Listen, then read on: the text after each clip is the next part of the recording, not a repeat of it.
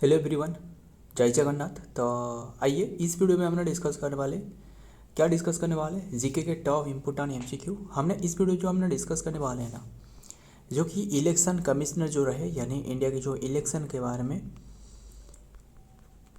Election जो commissioner है इनके बारे में काफ़ी सारे जो कि तमाम बातें रहे हमने डिस्कस करेंगे। जो कि ध्यान में रखना 2024 में जो लोकसभा इलेक्शन रहे वो सारे के सारे बातें हमने डिस्कस भी करेंगे। तो चलिए आज की ये पार्ट 18 क्वेश्चन रहे, आपको बता दूं। एंड ये सभी क्वेश्चन का पीडीएफ आपको कहाँ मिलने वाला है, नीचे के टेलीग्राम चैनल रहे। आइए देखते हैं क्वेश्चन नंबर 1 क्या पूछा जा रहा है। क्वेश्चन में नंबर 1 पर who is the current chief election commissioner of India. ध्यान में रखना, chief election commissioner of India पूछे तो इम्पोर्टेंट क्वेश्चन है। सीईसी जो रहे इंडिया की, हाल ही में जो कि इनका अपॉइंटमेंट करवाया गया है, ये है Shri Gyanesh Kumar. Option C is तो राइट आंसर, यही है, श्री ज्ञानेश कुमार बने हैं। एंड ये जो बने हैं ये 26 नंबर की। ध्यान में रखना, इससे पूर्व जो रहे वो है ध्यान में रखना राजीव कुमार रहे। इसके पूर्व जो रहे राजीव कुमार रहे। एंड ये कौन सी नंबर की पूछ लो, ये तो 25 नंबर की रहे। ध्यान में रखना, ये जो बात करें जो सुकुमार जो कि ज्ञानेश कुमार रहे ना, ये जो कि आईपीएस ऑफिसर 1988 बैच की। और एक भी याद आ रहा है, ये जो 1988 से जो सेबी है ना, ये भी 1988 में स्थापना करवाई गई। हालांकि इसका जो नेशनलाइजेशन वो तो 1991 में देखने को मिली। सो ये सारे के सारे बातें याद रखना। एंड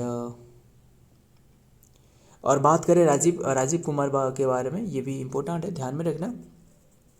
इन्होंने जो कि 1 सितंबर से जो कि बने 1 सितंबर एंड ईयर है 2027 है। एंड अभी के टाइम में ये इनके बाद ये जो बने हैं श्री ज्ञानेश कुमार। एंड ज्ञानेश कुमार के बारे में हम लोग डिस्कस कर चुकी है। जो ज्ञानेश कुमार एंड जो सुखविंद्र सिंह संधू रहे, इन्होंने दोनों ने जो कि इलेक्शन कमिश्नर बने थे। हमने 2024 जो कि 2024 में हमने डिस्कस की थी इसके बारे में। एंड अभी के टाइम में ये जो बने चीफ जो कि इलेक्शन कमिश्नर। आइए देखते हैं क्या रहे डिटेल में। श्री ज्ञानेश कुमार टुक चार्ज आज the 26 chief election commissioner of India in the 19 फरवरी 2025 ये बने हैं।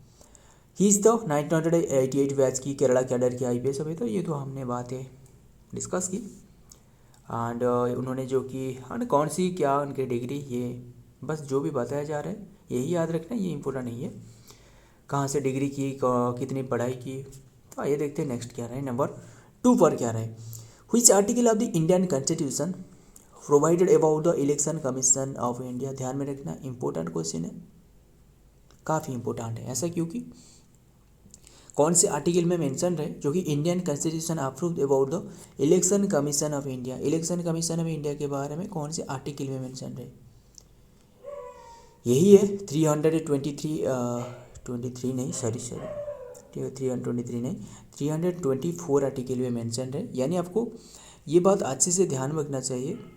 जो ये मेंशन है ना इलेक्शन जो कि ये जो कि फट जो इलेक्शन के बारे में एक्स भी में मेंशन है, यानी 15 है, ध्यान में रखना 15 में मेंशन है।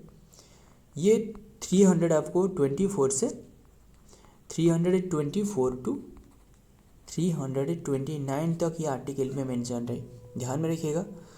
सो आइए, और आगे बढ़ने से पूर्व और भी कई सारे तमाम बातें रहे, आपको बता दूँ। ये तो रहे पार्ट 15 रहे, 15 रहे। बट आपको IXA पूछे तो, यानी जो 9A रही, जो ये म्यूनसिपैलिटी के बारे में दर्शाती है। ध्यान रखें, ये म्यूनसिपैलिटीज़ के बारे में दर्शाती है, ये तो डिस्कस कर ली। और ध्यान में रखना ये जो कि IXA पूछे तो ये तो म्यूनसिपैलिटी रहे।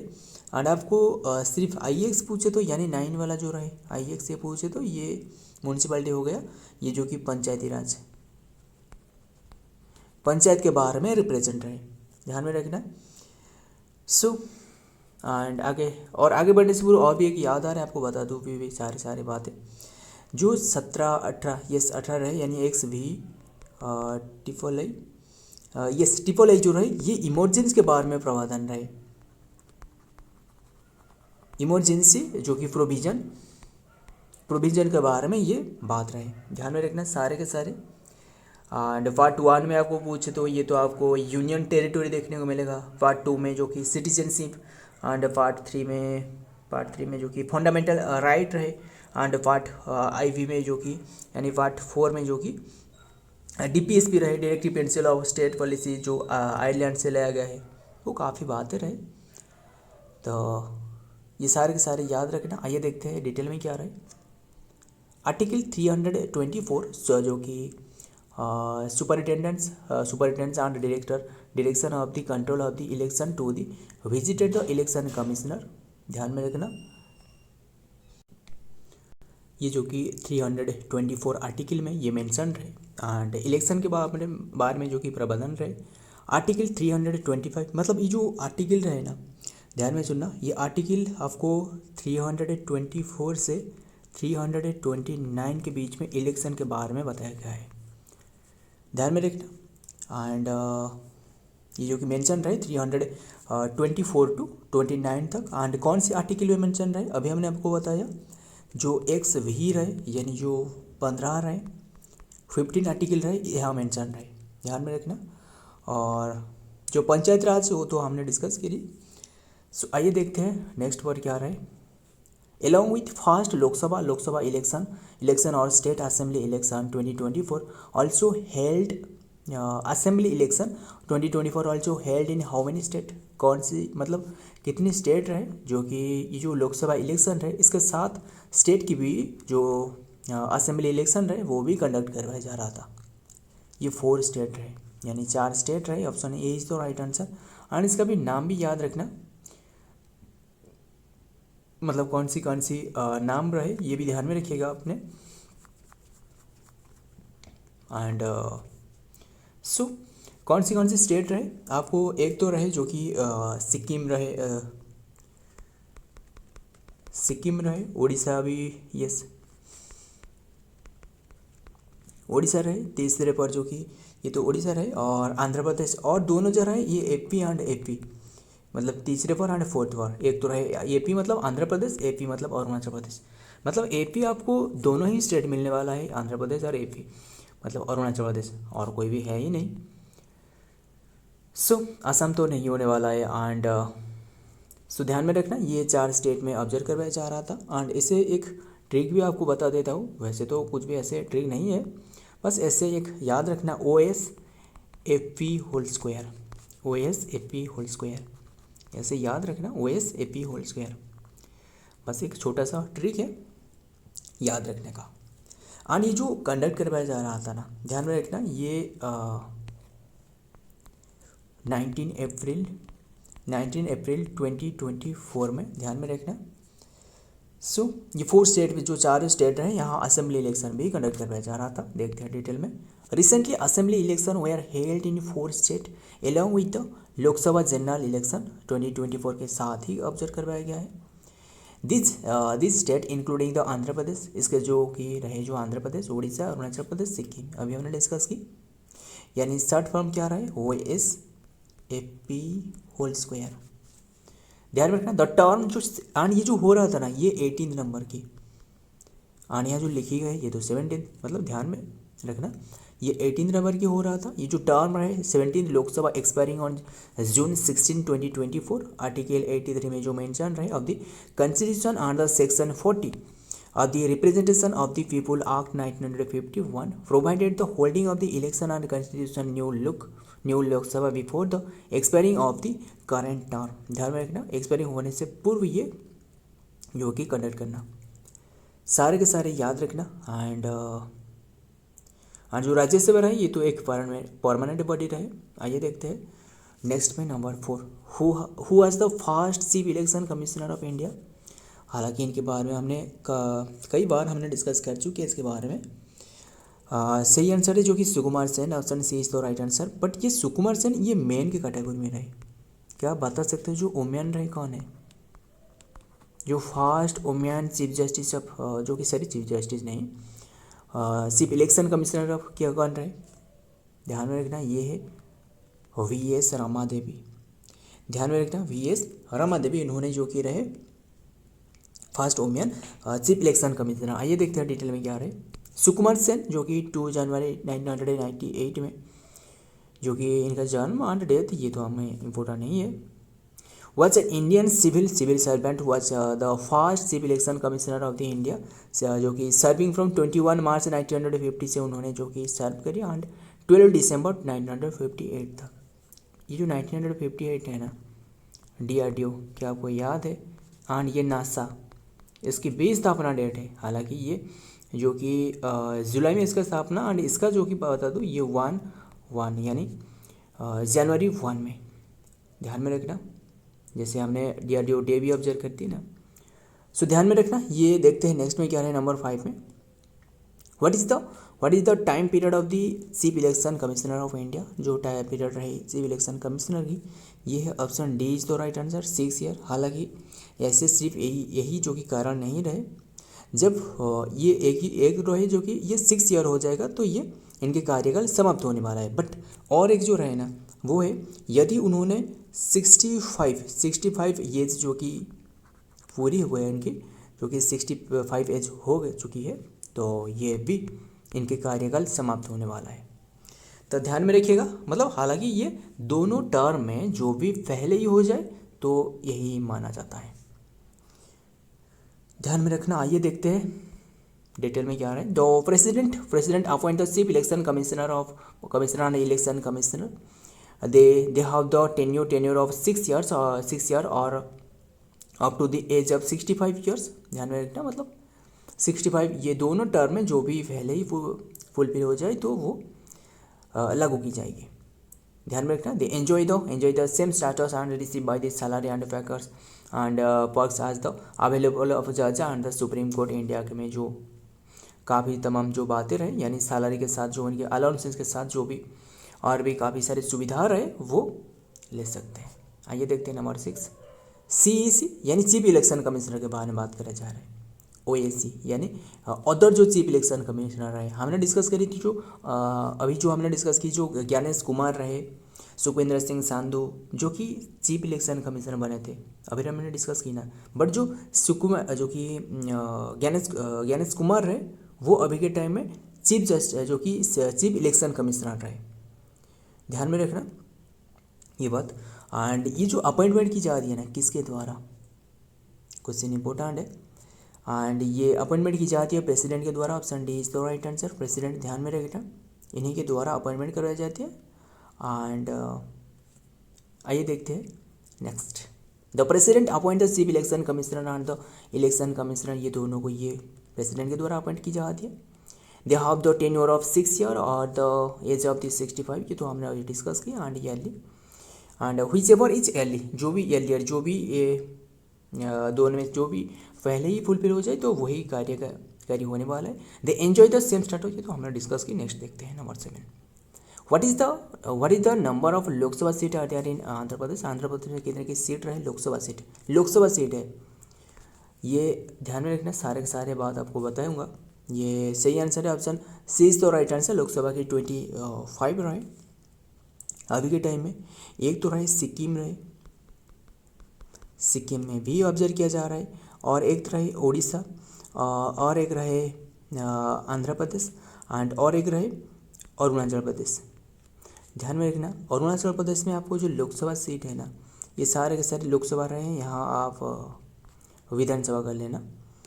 ये सिक्किम में आपको 1 लोकसभा सीट देखने को मिलेगा, 32 जो कि विधानसभा सीट। एंड हालांकि ये जो क्वेश्चन है ना इम्पोर्टेंट है इसलिए क्योंकि हाल ही में ये जो कि चर्चा में रहे, ये जो चारों स्टेट रहे, इसलिए इनमें क्वेश्चन आपको देखने को मिल सकता है, चांसेस बहुत ही रहे।